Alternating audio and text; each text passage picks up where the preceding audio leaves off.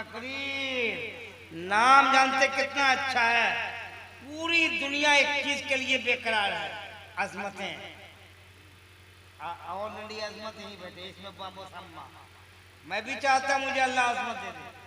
जब बताते खुद इसमें बाबो सम्मा, अजमत ही जब सामने हो तो फिर इधर उधर देखने की जरूरत नहीं, इन्हीं में से ले ले। भैया थोड़ी सी अजमत मुझे भी दे दो। अजमत के मानी समझते हैं? आइए कल सुबह बताएंगे। तो अल्लामा अजमतुल्लाह साहब, हालांकि पोस्टर में नेपाल छपा है, तो आ गए हैं, इनको सुनिएगा। इसलिए कि आज हुजूर अहमद हुसैन तेगी दुल्हा बने हुए हैं। और आपने देखा होगा बड़े रईस घराने की जब बारात निकलती है ना, नौशा दुल्हा बनता है ना, जब वो घोड़े पर सवार होता है तो ज्यादा राह आने वाले उनके करीब जाता है। नौशा आज तेरे सर पे सेहरा है, हमें कुछ देता चला जा। वो मांगता वो है। उनका वालिद निकल कर कहता है आज मैं अपने बेटे की जगह मैं तुझे अता करूंगा। दादा आगे बढ़ा, मेरे पोते की जगह मैं तुझे अता करूंगा। नाना आगे बढ़ा, नवासे की जगह मैं तुझे अता करूंगा। इसलिए कि आज मेरा लड़का यानी नौशा बना हुआ है। इसलिए कि इनसे मत मांग, अगर मांगना है तो मुझसे मांग, हम तुझे अता करेंगे। जो कुछ चाहिए हम दे देंगे। इसलिए कि आज मेरे बेटे की शादी है। बाप अलग बांट रहा है, चचा अलग बांट रहा है, नाना अलग बांट रहा है, दादा अलग बांट रहा है, भाई अलग बांट रहा है। मेरे मिल्लत के नौजवानों, उर्से मुकद्दस में आने वालों, अहमद हुसैन के तेगी के दरवाजे पे आने वालों, आज इनकी बारगाह में आए हो। आज मांगना तेरा यहाँ काम होगा, लेकिन अता तेगे अली करेंगे, अता गौसे आदम करेंगे, अता खदा करीब नवाज करेंगे, अता मुजद्दिद अल्फसानी करेंगे। दर पे यहाँ मांगेगा, आता गुंबदे खजरा से किया जाएगा। इसलिए आज की ये बड़ी बाबरकत महफिल है, ये उससे मुकद्दस है। और आप जब भी आए तो यहाँ हुस्न नियत के साथ आइए। और ये यकीन रखिए कि हमारे बैठने को कोई देखे या न देखे, साहिब मदार अपनी माथे की निगाहों से देख रहे हैं। और आप आइए। उर्स क्यों किया जाता है, आप इसे जहन में रखें। उर्स क्यों मनाते हैं, उर्स करने की वजह क्या है, क्या वजह है? आज से बहुत सारे पहले लोग चले गए जिनका उर्स नहीं, लेकिन अहमद हुसैन तेगी का उर्स हो रहा है। बिल्कुल फतेह की बात कर रहा हूं, जिस मकसद से महफिल सजी है वही बात करने जा रहा हूं। तेगे अली का आज उर्स किया जाता है, ख्वाजा करीम नवाज का उर्स किया जाता है, आला हजरत का उर्स मनाया जाता है, मुजद्दिद अल्फसानी का उर्स मनाया जाता है। लेकिन मास्टर मुनाफ साहब किबला, इससे पहले बहुत सारे लोग गए, इन कांधों ने ना जाने कितने लोगों को कब्रिस्तान पहुंचाया। अलहाज सिद्दीक साहब किबला हमें बताइए, क्या उनका उर्स होता है, क्या उनका जलसा होता है, क्या उनका तस्करा होता है, क्या उनकी तारीफें होती है? तो साहिब सज्जादा अकबर हुसैन तेगी कहेंगे ये अज़मतुल्लाह जाने वाला चाहे जितना अमीर हो, जाने वाला चाहे जितना रईस हो, जाने वाला चाहे जितना मालदार हो, जाने वाला अपने वक्त के चाहे हुकूमत और इक़्तिदार रखने वाला हो, लेकिन उसका चर्चा नहीं होता, उसका तस्करा नहीं होता, उनका जिक्र नहीं होता, उनकी तारीफें नहीं होती। लेकिन क्या वजह है कि झोपड़पट्टी में रहने वाले अहमद हुसैन तेगी का आज जलसा किया जाता है, आला हजरत का उर्स मनाया जाता है, ख्वाजा करीम नवाज का तस्करा किया जाता है, मुजद्दिद अल्फसानी का तस्करा किया जाता है, तो अहमद हुसैन तेगी का जिक्र जमील किया जाता है। तो अकबर हुसैन तेगी ने कहा ये अज़मतुल्लाह कादरी तारीफ उसकी होगी, चर्चा उसका होगा, तो दुनिया में रहे तो खशियत इलाही से इसका सीना लरसता हो, हुब्बुर रसूल के आईने में अपनी जिंदगी का परवान चढ़ाया हो, इसके रसूलुल्लाह के साचे में अपनी जिंदगी गुजारे हो, इनकी रातें क़यामों की रात में गुजरी हो, जिनका रातें इनकी रातें सूद में गुजरी हो, जिनकी फिक्र ये बोलती हो उन्हें जाना उन्हें माना, न रखा खैर से काम लिल्लाहिल हम्द में दुनिया से मुसलमान गया। हजरात, जिक्र उनका होता है, तस्करा उनका होता है, तारीफें उनकी की जाती है, जिक्र जमील उनका किया जाता है। तो हजरात, हम उसमें आए हैं तो मकसद सिर्फ और सिर्फ ये है साहिबे मजार की जिंदगी को बयान किया जाए। अब बयान करके सुने और उनकी जिंदगी को अपने लिए आइडियल बनाए, अपने लिए नमूना बनाए, अपनी जिंदगी के राह में उतारने की कोशिश करे। हजरात, अब ये देखिए कि इनका मर्तबा इतना ऊंचा कैसे हो गया। 10 साल मरे हुए, 10 साल इंतकाल किए हो गए, 15 साल हो गए, लेकिन नाम बाकी है, तस्करा बाकी है। हमने कहा अकबर हुसैन तेगी साहब की बिला, ये तो सिलसिला बड़ा अच्छा है, इसको अपनाने की हर कोई कोशिश करेगा। हम भी चाहते हैं कि मरने के बाद मेरा चर्चा हो, हम भी चाहते हैं मरने के बाद मेरा तस्करा हो, हम भी चाहते हैं मरने के बाद मेरा जिक्र हो। तो इसके लिए कोई तरीका होगा। इन्होंने कहा सुनो, साहिब मजार से पूछ लिया जाए, इनके तुरबते अक़दस के करीब चलो, अहमद हुसैन तेगी के दामन थाम लो और इनसे अरीदा पेश करो। हुजूर जरा बताइए आपने कौन ऐसा काम किया, इसके बुनियाद पर ये आज लोग हर साल उस मनाकर आपका तस्करा कर रहे हैं, आपकी जिंदगी का अहवाल बयान कर रहे हैं। अभी बचपना का तस्करा, अभी जवानी का तस्करा, अभी बुढ़ापे का तस्करा, अभी शाम का तस्करा, अभी सुबह का तस्करा। हुजूर ऐसा कौन सा गुण आपने इख्तियार कर लिया है, ऐसी कौन सी फिक्र अपने अंदर आपने तारी की है, इसके बुनियाद पर आपका चर्चा हो रहा है। हुजूर हमें भी चाहिए, हम भी ये चाहते हैं वो रास्ता हमें मिल जाए, हम भी ये चाहते हैं वो तरीका हमें मिल जाए, हम भी वो चाहते हैं वो सबील पैदा हो जाए। वही तरीका बता दीजिए, वही रास्ता बता दीजिए। तो आज भी अहमद हुसैन तेगी के तुरबत अनवर से आवाज आ रही है, दीवानो सुनो,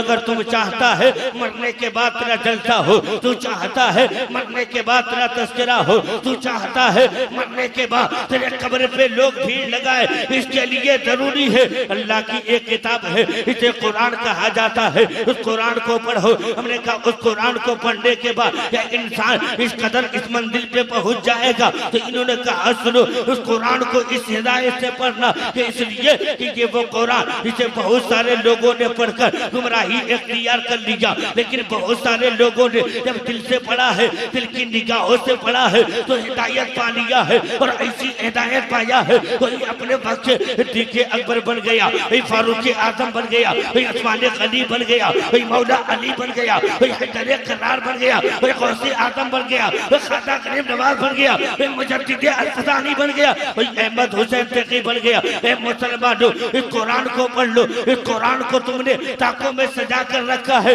ये वो कुरान है जो कल होने वाला क्या है, इस कुरान के अंदर है आज क्या हो रहा है, इसी कुरान के अंदर है कल क्या होगा, इसी कुरान के अंदर है। उस कुरान के जरिए अल्लाह की रबूबियत को तू जान सकता है, रसूल की रिसालत को तू पहचान सकता है, अल्लाह की वहदानियत अगर पता करनी है इस कुरान से पूछे, ये कुरान बता अल्लाह की वहदानियत क्या है, अल्लाह है कौन, तो कुरान बताएगा। अल्लाह की हकीकत क्या है, जब अल्लाह की हकीकत तू जानेगा तो अल्लाह की मरफत को तू पहचानेगा, अल्लाह की खशियत से तेरा सीना लर्जा होगा। और जब रसूल की रिसालत पर तू आएगा इसी कुरान से पूछेगा, ये कुरान बता रसूल की रिसालत क्या है, ये कुरान बता रसूल की रिसालत क्या है, ये कुरान बता मेरे मुस्तफ़ा की फजीलत क्या है। हम मुस्तफ़ा को हम देखना चाहते हैं सही रूप से, तो कुरान कहता है इसी कुरान को खोल और तफ्तीरों को खोल, और खोलने के बाद पर ने कहा ए कुरान तू बता मुस्तफ़ा का चेहरा क्या है। कुरान कहता है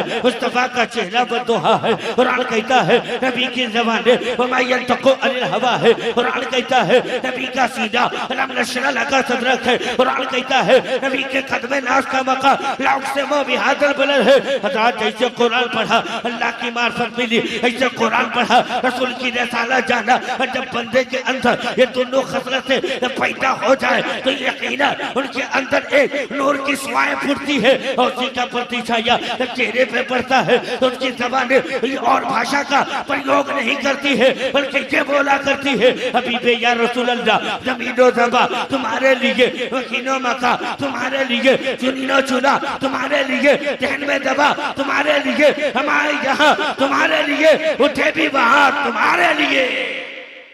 रात तो हम साहिब मज़ार के करीब आए हैं, तो उनकी जिंदगी के तमाम उमूर को हम जाने और पहचाने कि आज इनकी बारगाह में आकर और अपने आप को देखे, इनकी जिंदगी से अपनी जिंदगी मिलाए। अगर मैलान है तो ठीक है, अगर आप मैलान ना किए तो समझिए एक नहीं हजारों साल उर्स मनाते रहिए, कोई फायदा नहीं है। इसलिए अल्लाह वालों का तस्करा करके उनकी जिंदगी को हम अपने लिए आइडियल बनाते हैं। और याद रखिए, आज हमारे जलसों का जो रूल है, रवैया है, मैं अक्सर ये जगह जा रहा हूँ अल्हम्दुलिल्लाह, और यहीं से उठा था और यहीं से चला हूँ मैं, और अल्लाह का शुक्र है ऐसा फैजान बरसा कि अल्हम्दुलिल्लाह रोज बोल रहा हूँ। कह दीजिए सुभान अल्लाह, रोज बोल रहा हूँ। कोई ये तसव्वुर ना करे कि आज ये बोल रहे हैं, रोज बोल रहा हूँ। मैं कह रहा हूँ कि साहिब मज़ार को पहचाने। जब मज़ारों पे जाते हैं ना तो दिल को ठिकाने लगा कर जाए और जबान को हिरासत में लेकर जाए, इसलिए कि साहिब मज़ार का कब्जा दिलों पे हुआ करता है, दिलों पे वो राज करते हैं। इसलिए कि अंदर क्या लेकर आए हैं ये अल्लाह वाले पहचानते हैं। इसलिए कि सरकार की हदीस है कि मोमिन अपनी बातनी नजरों से देखा करता है।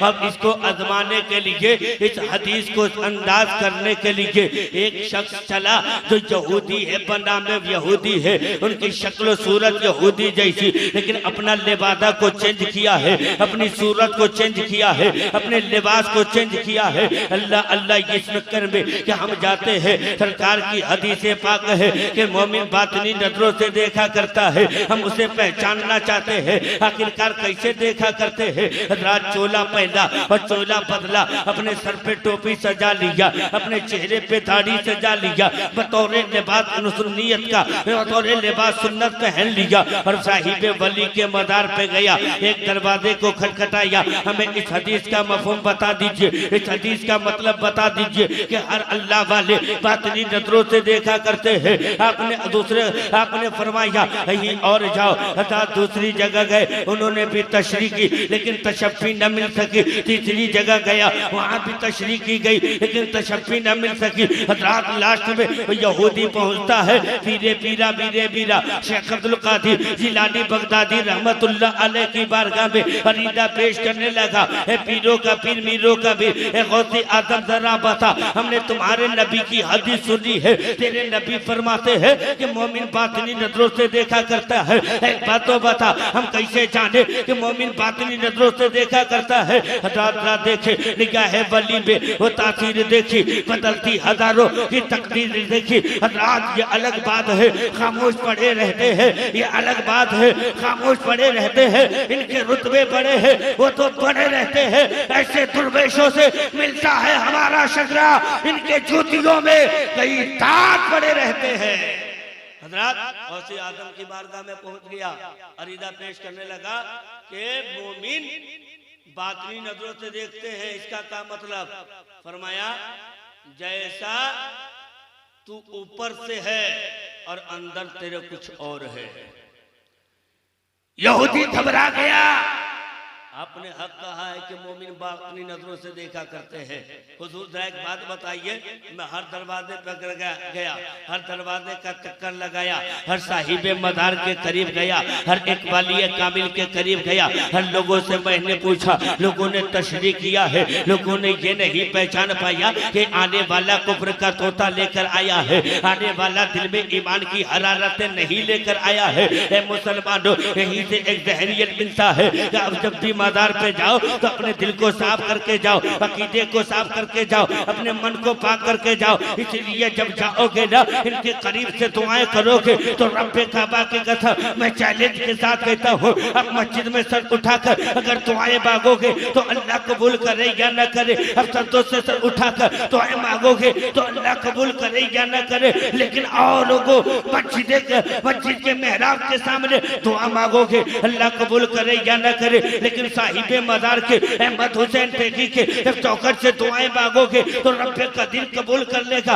आप कहोगे अज़मतुल्लाह कैसे? हमने पांचों वक्त की नमाज पढ़ी, हमने फजर भी पढ़ी है, हमने जोहर भी पढ़ी है, हमने असर भी पढ़ी है, हमने मगरिब भी पढ़ी है, हमने ऐशा भी पढ़ी है, और ऐशा पढ़ के हमने दुआएं मांगी, या अल्लाह कबूल करेगा या ना करेगा। तो आवाज आएगी ये अल्लाह की मर्जी के ऊपर डिपेंड है, चाहे तो अल्लाह कबूल कर ले। लेकिन इसलिए मुसलमानों, साहिबे मज़ार के करीब आकर जब तुम दुआएं मांगोगे अल्लाह रद्द नहीं फरमाएगा बल्कि कबूल कर लेगा। आप कहोगे ऐसा कैसे? मैं कहूंगा सुनो, मस्जिद में सर झुकाने वाला गुनहगार भी है, सियाकार भी है, खताकार भी है, बदकार भी है, सालिम भी है, जाबिर भी है। इसलिए रब चाहे तो उसकी दुआ कबूल करे या ना करे। लेकिन नेक बंदों के तुलबत अनवर से जब दुआएं मांगोगे तो अल्लाह तेरे गुनाह को नहीं देखेगा, तेरे सियाकारी को नहीं देखेगा, तेरी बदकारी को नहीं देखेगा, बल्कि रब नेक बंदों के सदके तेरी दुआओं को कबूल फरमा लेगा। इसलिए जब भी साहिब मज़ार के चौखट पर जाइए तो दिल को और आत्मा को साफ करके जाइए। वो यहूदी गौसे आदम की बारगाह में पहुंचा, कहा हुजूर उस हदीस का मफहूम बता दीजिए। सरकार ने फरमाया जैसा कि अंदर तुम्हारे कुछ और है, बाहर कुछ और है। अंदर कुछ और, हुजूर आप कैसे पहचान लिए? तो सरकार ने फरमाया सुनो, मेरे आका ने फरमाया ना कि मोमिन बातनी नजरों से देखा करता है।